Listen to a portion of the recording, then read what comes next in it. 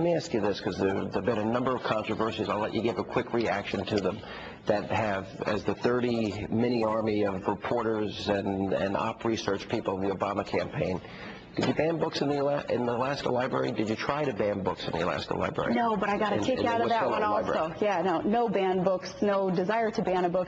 That list of banned books, though, that we saw there that included Harry Potter, which, of course, had not even been written or published before I was in there to be accused of banning these books. No. It's false. False. Never part of an effort to secede, have Alaska secede from the Union. No, false. Always been a Republican, not been a part of a party that has wanted to secede. Did you only want to teach creationism in school and not evolution? No. In fact, growing up in a school teacher's house with a science teacher as a dad, I have great respect for science being taught in our science classes and evolution to be taught in our science classes. You weren't supporting Pat Buchanan for president. You did have a button on. I did wear a button at his book signing or one of the events, because here a presidential candidate coming to little old Wasilla one year, and we all showed up. It was an honor to see anyone of that stature come to our city. All right, the bridge to nowhere. Yeah. Did you originally support it, and did you change your view on it? Because the Democrats are saying, no, she originally supported it, and she said she opposed it. Well, I killed the bridge to nowhere, and, I think I ruffled some feathers there also with our congressman who had been requesting that bridge for so many years.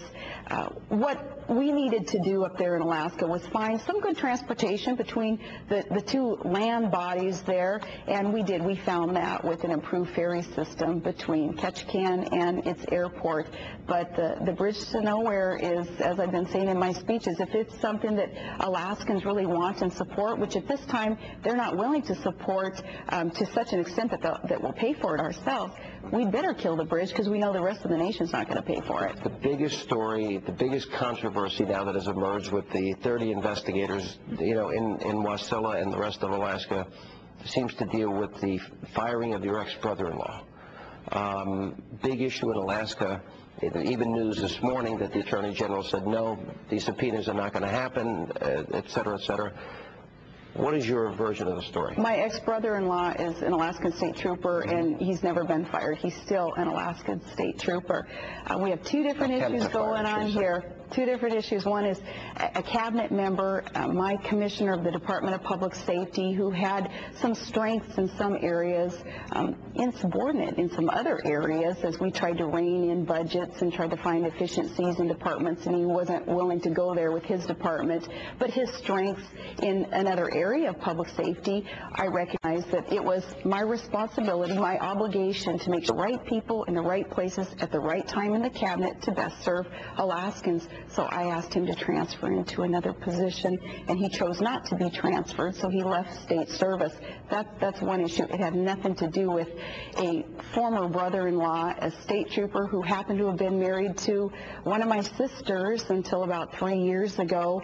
I asked the personnel board, even in the state of Alaska, if they had questions about why it was that I exercised my responsibility in replacing our commissioner. I asked the personnel board, that appropriate board to oversee such actions, to come investigate. And that's where it is now. Hopefully it's the personnel board looking into this, and it's not this obsessive partisanship that seems to have kind of captured the issue. One of the person was one of the local officials up there, state officials, was talking about this being a big October surprise.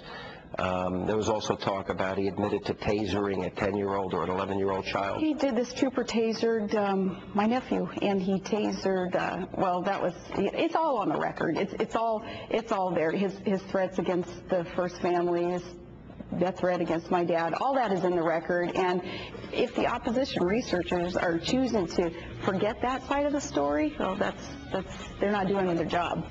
Coming up, Governor Sarah Palin talks about their role